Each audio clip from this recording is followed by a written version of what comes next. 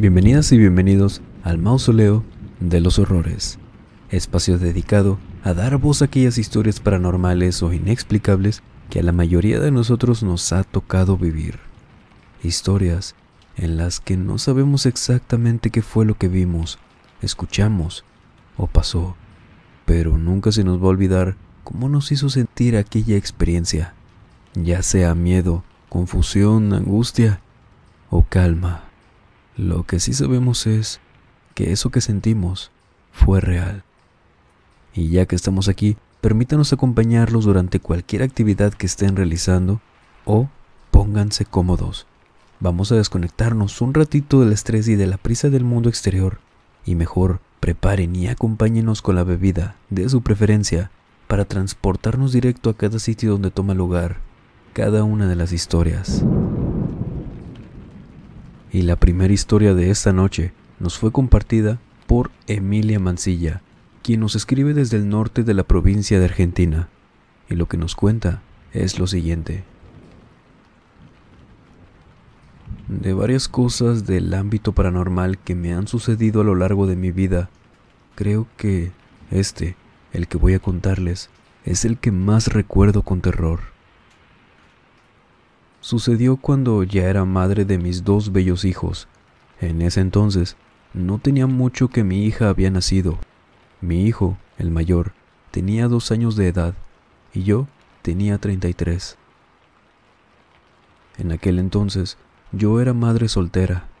Trabajaba de seguridad en un hospital cerca de mi hogar, lo cual me facilitaba los tiempos de traslado y así estar un poco más al cuidado de mis pequeños. Mi padre vivía con nosotros también, pero él no podía estar mucho tiempo o al 100% pendiente de mis hijos, por la enfermedad que tenía en esos momentos. En un fin de semana, el cual me tocó descansar, lo usé para todo menos para descansar.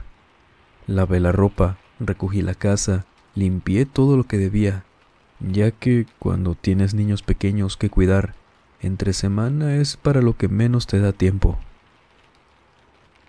Y así transcurrió ese día, hasta que, cayendo la noche, pasando la 1 de la madrugada, ya estábamos todos acostados en casa. Mis hijos dormían profundamente, y yo aún estaba por agarrar el sueño.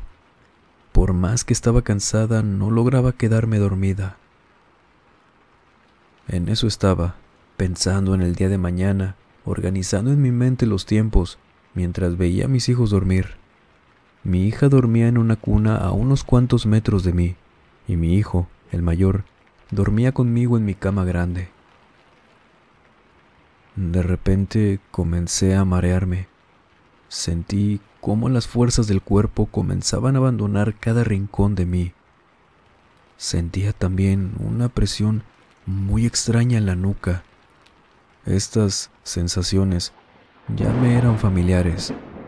Y es que no sería la primera vez en esa ocasión que experimentaría la parálisis del sueño, por lo que me repetía dentro de mí: levanta la cabeza, solo levanta la cabeza.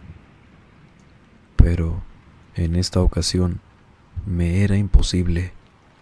De cierta manera comenzaba a ser diferente que en las ocasiones pasadas.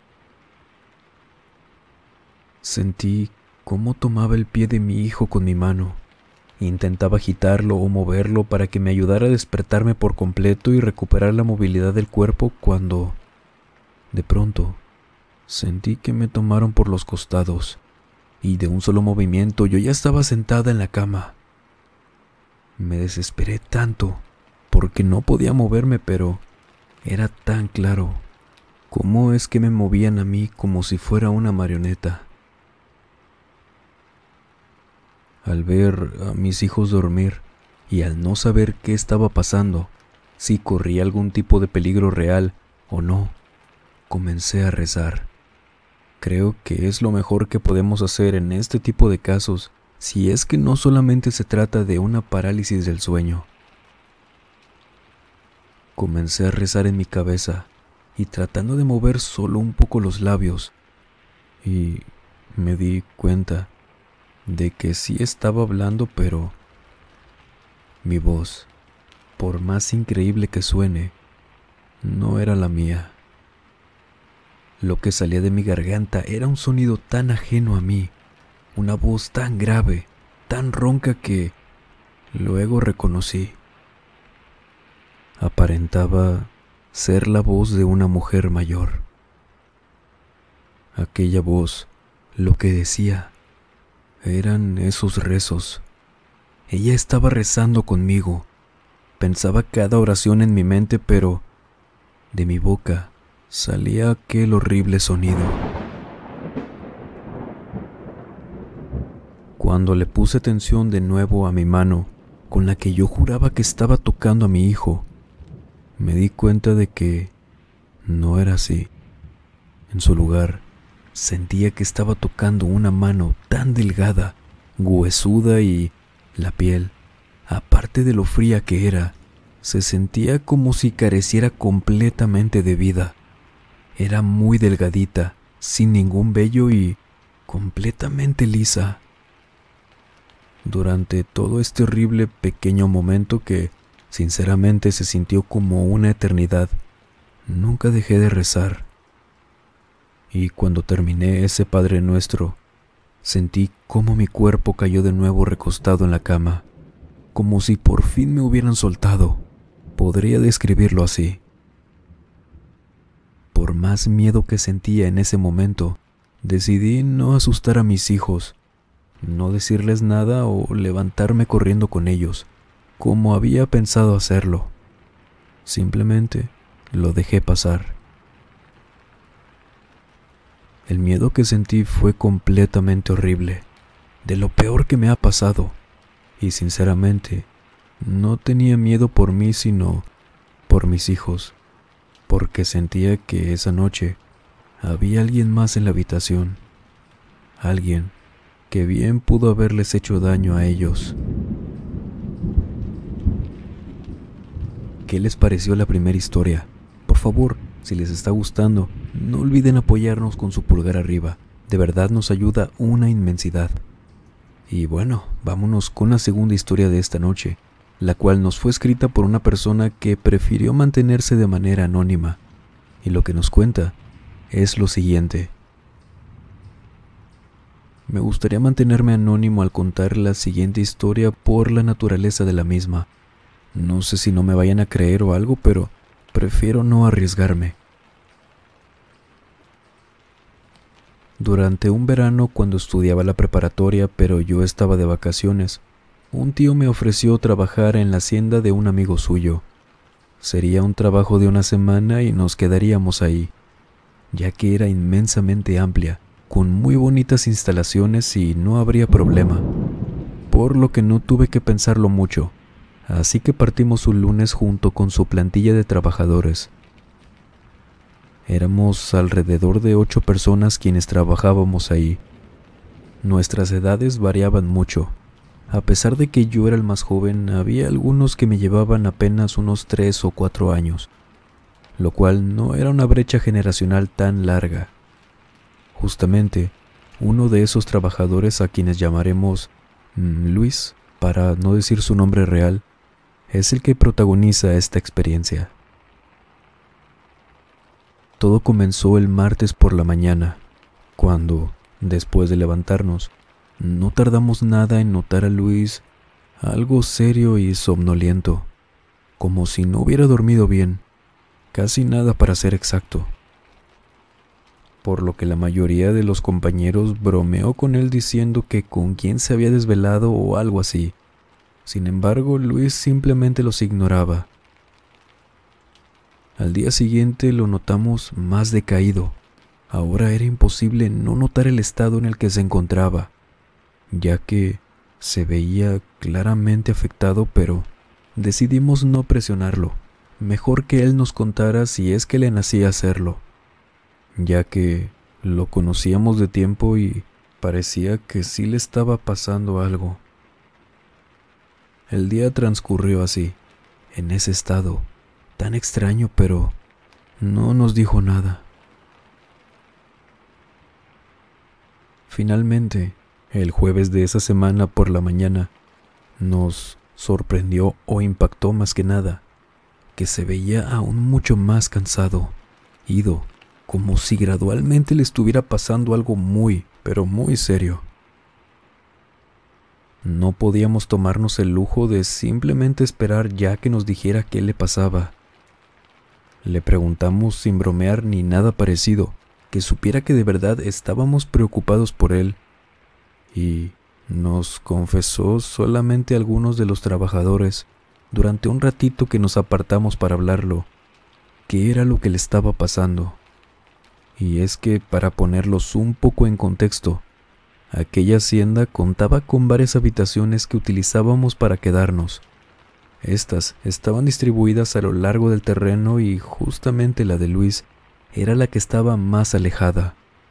Además de que a él le tocó dormir solo, ya que no soportaba los ronquidos de los demás y no se sentía cómodo compartiendo la habitación. Nosotros sin problema por eso. En fin, nos contó que, desde la primera noche, sintió la presencia de alguien más en la habitación. Primero pensó que tal vez a la mera hora otro trabajador había optado por dormir en el mismo cuarto. Sin embargo, se dio cuenta de que no había nadie con él. Estaba completamente solo. Fue que comenzó a hacerse algunas ideas. Conforme fue avanzando la noche, empezó a sentir muchos escalofríos. Sabía que algo no andaba bien, porque aquellos escalofríos no eran por la temperatura o por fiebre. Era algo más, pero no se animaba a salir. Hasta que, de repente, entre aquel silencio de la noche, acompañado de uno que otro grillo del exterior, escuchó una voz que le decía que lo ayudara a salir de ahí. «Libérame, por favor». Eran las palabras que escuchaba cada noche, pero como él siempre se mostró escéptico, se esforzó tanto en tratar de ignorarlo, creando teorías que se lo había imaginado, que era el cansancio, que a lo mejor era alguna voz de alguna televisión, hasta que no pudo más y le preguntó a aquello, sintiéndose el valiente, que de qué forma podía ayudarle. Él dice que esa voz le respondió que solo le pedía una veladora, incienso y que rezara por él, a lo que Luis, con todo el miedo del mundo, porque no se atrevía a salir de su cama, porque no sabía si eso era bueno o malo, si lo atacaría, si lo vería o qué podría pasar. No sabía si obedecer o no. No sabía quién o qué le estaba pidiendo ese favor. Y que durante esos días no había podido dormir para nada, porque apenas dormía un poco y lo despertaba de nuevo aquella voz insistiendo. Cuando Luis terminó de contarnos, uno de los trabajadores más viejos que escuchó su testimonio le dijo que aquel terreno presenció uno de los crímenes más atroces que ha visto el país, puesto que ahí habían ejecutado a muchos inocentes durante la guerra cristera de Plutarco Elías Calles. Quienes sabrán sobre el tema entenderán a lo que me refiero, por lo que probablemente esa pobre alma era una de las víctimas. A todo eso, en ese pequeño círculo de quienes escuchábamos esto, simplemente nos quedamos callados. Al día siguiente, el viernes por la mañana, iríamos a la ciudad para comprar material que nos faltó para terminar algunos detalles. Mi tío nos dio un par de horas libres para pasearnos y comprarnos cosas con lo que habíamos ganado, por lo que no fue sorpresa para varios ver cómo Luis nos dijo que nos alcanzaría más tarde. Decía que debía dar unas vueltas. Ese mismo día, en la noche, mi tío ofreció una gran cena al aire libre como recompensa por nuestro excelente trabajo.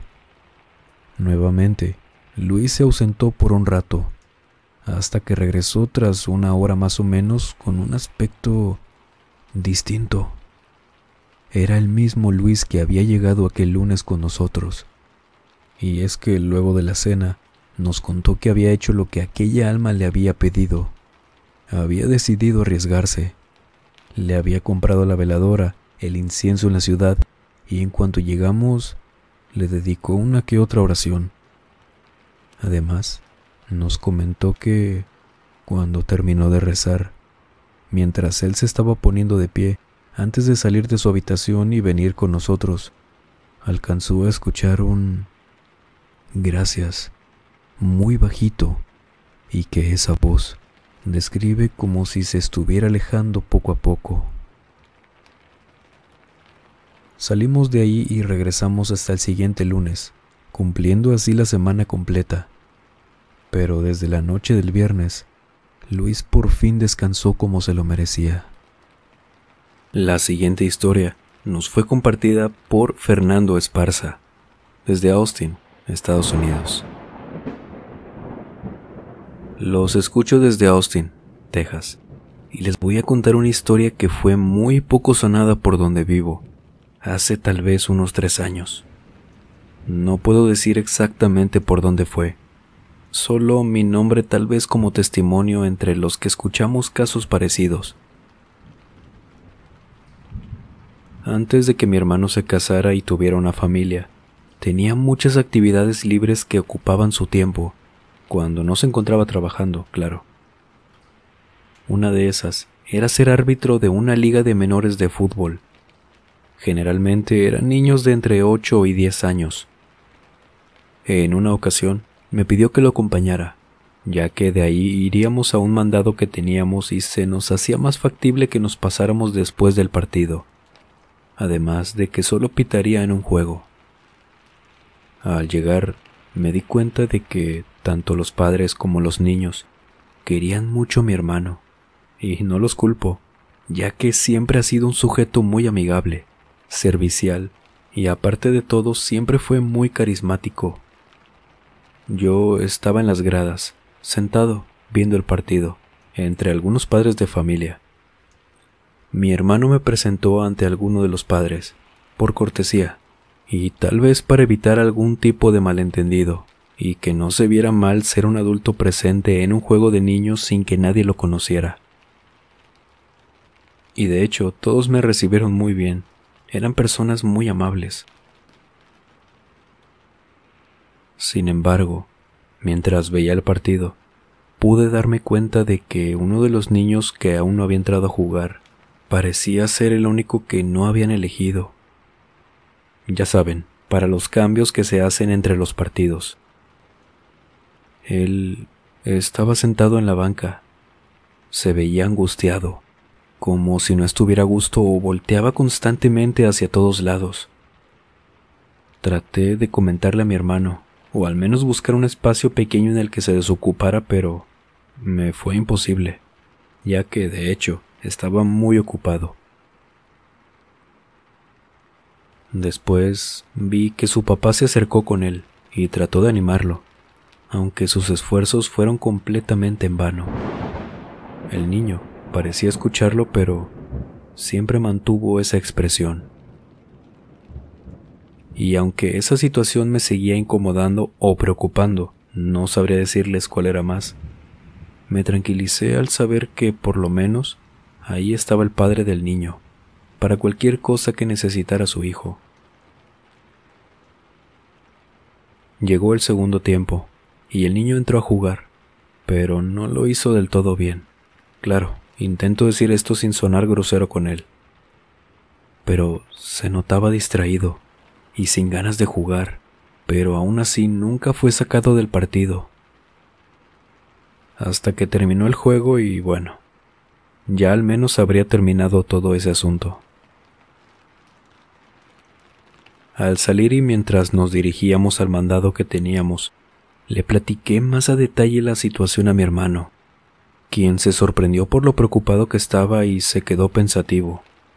Suponía que tal vez pensó que pudo haber hecho algo más al respecto.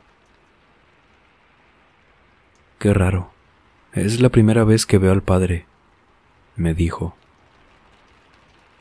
ya que por lo que sé, sus papás están divorciados y la madre es la que siempre lo ha acompañado. En mi trabajo te enteras fácilmente de la vida de todos, agregó.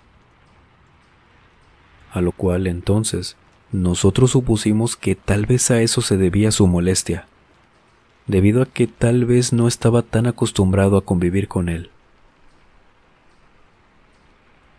Días después, recibí una llamada de mi hermano mientras trabajaba. Estaba muy alterado y casi llorando. Claro que traté de calmarlo y le dije que me explicara qué estaba pasando, si estaba todo bien. Resulta que, en efecto, ese señor era el padre del niño, el cual tenía prohibido verlo debido a su historial de hacer cosas en contra de su voluntad, si me entienden, y actos agresivos tanto con él como con su madre. Pero al parecer casi nadie sabía de este último detalle, algo que en parte entiendo, debido a que tal vez la madre no quería crear un estigma alrededor del niño, o tal vez le avergonzaba ese pasado. En fin, el padre, ese día, recogió al niño de la escuela antes de la salida fingiendo una emergencia, en donde claro que no se opusieron en la escuela. Después, lo estuvo paseando hasta llevarlo al partido. Sin embargo, después de esa ocasión donde lo vi en el juego, ya no se volvió a dar con el paradero ni del padre, ni del niño. Una semana después, mi hermano me contó que encontraron el coche del papá, abandonado, a mitad de una carretera algo lejana de donde yo vivo. Las puertas se encontraban abiertas y las ventanas abajo. No había rastro del señor ni del niño. Pero sí había lo que parecían ser sus huellas, las cuales se adentraban al costado de la carretera en donde solo había puro monte. Siguiendo las huellas durante las investigaciones, llegaron a un lugar donde suponían había tenido lugar alguna discusión, pelea o algo así, ya que habían varias huellas en círculos, hasta que finalmente se dieron cuenta de que el camino continuaba. Pero lo que alarmó a los oficiales fue que en dicho camino solamente estaban las huellas del niño, junto a las huellas de algo que aún estaban por investigar a fondo. No eran las que habían estado anteriormente con él. No eran las huellas del papá. Parecían una especie de huellas de algún animal, uno muy grande, por cierto.